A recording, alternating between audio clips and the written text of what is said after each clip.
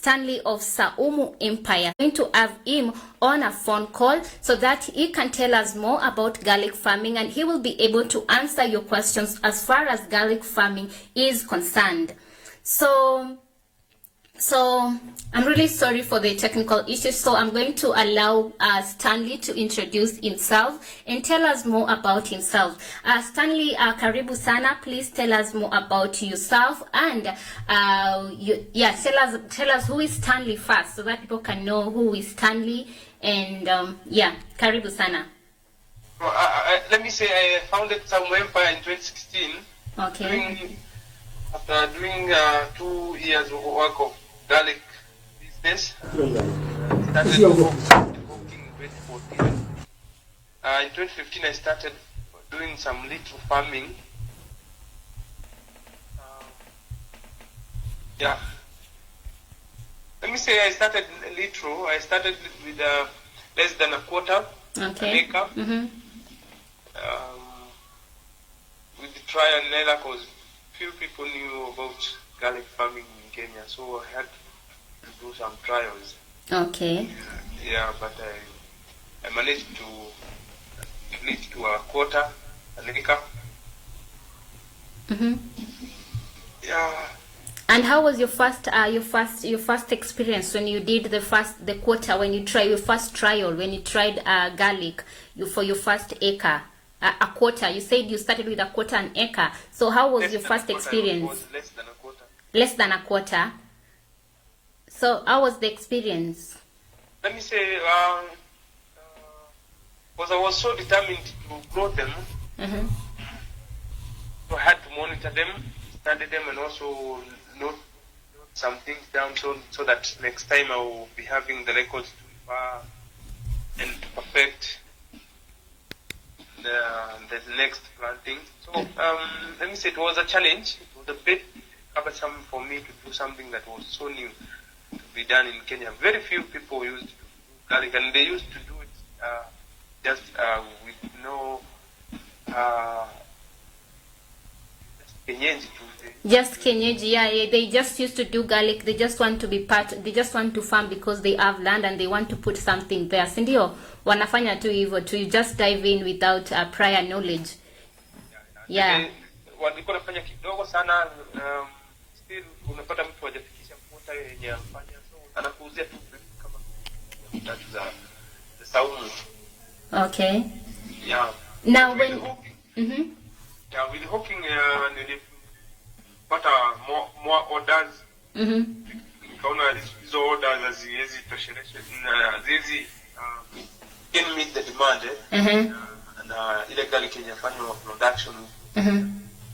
So the next step I decided to go to our neighboring country, Tanzania, search for more garlic as I search for more knowledge on how to do the garlic farming. But there they have been they started earlier garlic farming. So when you were doing oaking, most of the garlic that you were taking to your client, when doing the oaking, I believe maybe you were like, were you doing like the oaking the way people walk around oaking, or you were just a middleman working with people who are selling garlic, B2B business? So I started with B2C business. I started with buying and selling to end consumers. Oh, to the end consumers, okay. I used to take to around stages, hawking to vehicles, travelers and passengers. Sometimes I will go to shops and along the streets.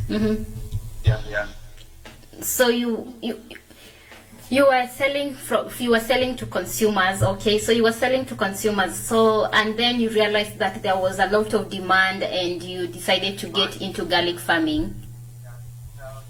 As I was hoping, that's where I go and ask whether I can sell them so that they can sell. So I saw an opportunity of it. Okay.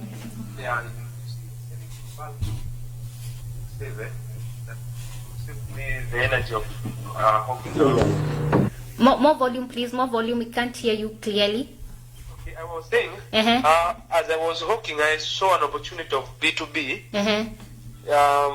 So I decided to search for more garlic so that I can satisfy them. I can get enough to sell as a B2B. Okay. And let me ask this question. So when you were selling garlic from you were selling to the end user, where were you exactly getting your garlic from? Were you getting it from Kenya, from the Kenya producers? Am you also getting it from you were also importing it? No, I was getting from Kenyan farmers. There are a few farmers around me, like 2 or 3 farmers. They used to do garlic in a, let me say, in a Kenyaji way. But I used to get 3 to 10 kgs from them. That's a lot for me to hawk, like several days. Okay. But after getting several approach of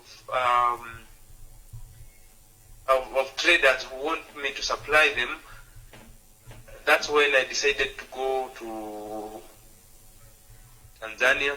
And come with a lot, a bit, more than 100 kgs. Okay. Yeah.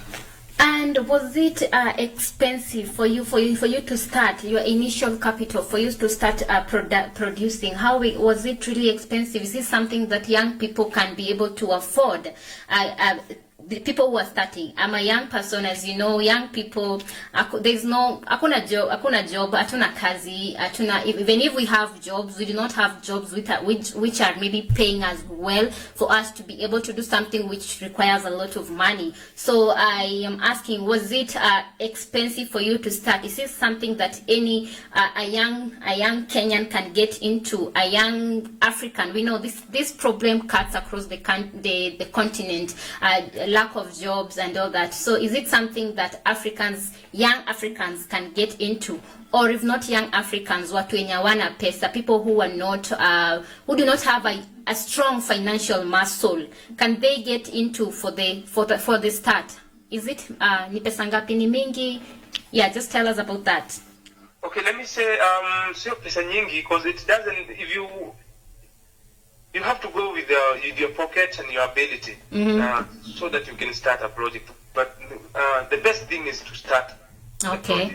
Okay. So it's better even you start with 3 meters squared or 1 meter squared, and from there, anytime you plant one seed, it won't develop. It won't mature as one seed. They will multiply. Okay. Yeah. So for someone who wants to start, you have to give yourself that time to wait until you have enough capital or enough seeds to do it. So it isn't expensive at all, because the reason why it can be expensive, it's for someone who wants to start big. Yeah, but if you really want to get your own a good hustle, start with your ability. Okay. Yeah. So for me, it wasn't hard it wasn't expensive. I didn't even notice until recent, after doing the quotation for the farmers, I didn't notice that garlic was expensive to farm. Okay. Because I was much focused to make sure that I do the production of garlic. Okay. Yeah, regardless of the size of the land. Okay, and there's something again. You started with less than a quarter. Yeah. Right now, leave alone the farmers that you are contracting. How the land that Saumu is like how what's the size of the land that you are working on now and your own production as Saumu Empire? Yeah, right now we are working on 3 acres, only 3 acres. Only 3 acres? Only 3 acres. Right now I have garlic which is to be harvested, 2 acres. 1 acre is has been divided into proportions so that we can have a routine on garlic production. Also, I decided to focus on farmers because I can't satisfy the market alone. Okay. Yeah, a lot of metric tons of garlic comes from China. Yeah. Not only in Kenya but in Africa. In Africa, they come from China, which is really something that we should look into, because African, we have our land, we have land. Yeah. But we have we have good land, we have resources, we have like Tukotu, we have good soils. But when I was doing my research, I also realized I didn't really know. I don't know if I was not really informed, or being naive or something. I really never imagined that we are importing garlic. This garlic that we see in our markets, most of it is imported from China. That's something that I really didn't know until I started now digging on garlic farming, and I realized, so most of the garlic that we have is imported from China. And then now that means that we have a gap. We have a big gap to satisfy our garlic demand as the African continent. We have a huge demand for garlic, and we are trying to stop doing importation. We are trying to stop importing things from other countries. If we can produce, if we have land, why are we still importing? Okay, I didn't get your question properly because you were cutting, but I got the. Okay, do you mind repeating the question? No, I was talking about. I was just adding on the point that you were saying that garlic, most of the garlic in Kenya is being imported. Yeah. And not only in Kenya, but also in other countries, in other African countries, garlic is being imported. Yeah. Okay. Let me say the biggest suppliers of garlic in the globe. Mm-hmm. It comes from China. Okay. Yeah, it comes from China, so that's why they are also the biggest suppliers of garlic in Africa. Okay. But our local garlic, it's more sweeter. It has a pleasant smell. It has the best smell, and also taste. So most of Africans now are turning to the local garlic. Okay. Yeah. So the demand for local garlic it's high. Okay. And how do you differentiate the local garlic and the China garlic? Okay. The only way to differentiate them is that for the China one, they usually do some bleaching so that they can have more shelf life. Okay. So that's why it's purely white.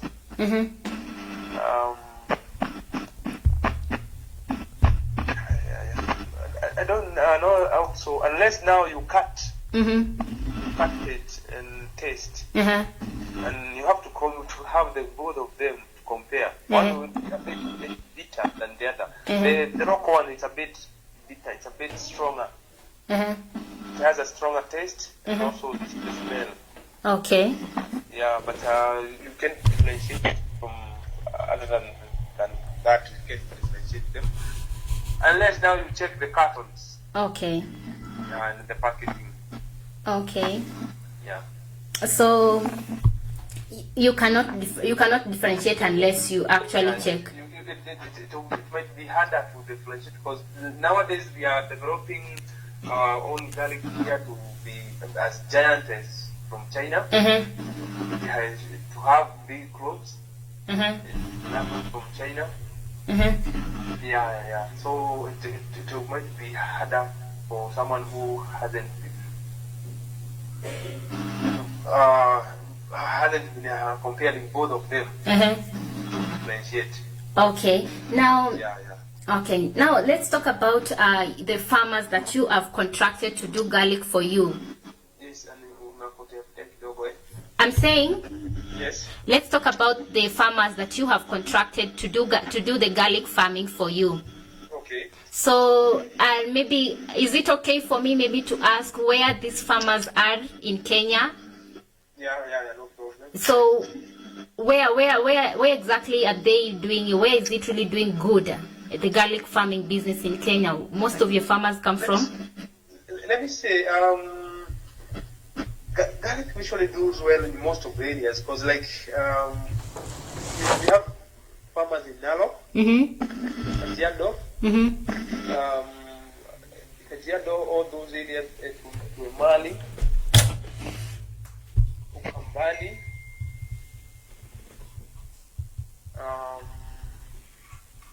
Kimana, all those areas which are semi-arid, garlic is doing very well. Okay. In Laikipia, we have farmers. We have farmers in Nyeri. Not especially Nyeri area where in Kenya, not those areas that are used to planting coffee and tea. Soils, those areas so much exhausted, so they usually need more attention. But garlic, as long as your area is above 13 degrees Celsius, garlic will do very well. Okay, so and nowadays we also have garlic for highland areas, the place where it's so cold. We have a variety that's doing well in those areas. Okay. So let me say in Kenya, most of areas that we have grown, garlic is doing well. Garlic is doing well. Yeah, that's why we even decided to develop a platform where we can manage and we can monitor our farmers. Okay. We can help each other with our farmers on monitoring projects. And okay, so let's now maybe before we talk about the app that you have for your garlic farmers, so that you can monitor, because we can hear the garlic farmers are spread. Others are in Machakos, others are in Laikipia, others are in Narok. So you really have to have a very smart system of monitoring the progress. So before we talk about the app that you have that is for monitoring your farms, so what is the requirement? What requirements do you need? If maybe I'm a farmer and I want to start doing garlic farming with you, what are the requirements? What are the requirements for a farmer to start doing garlic farming with you? Okay, you need a farm. Pardon? You need a farm.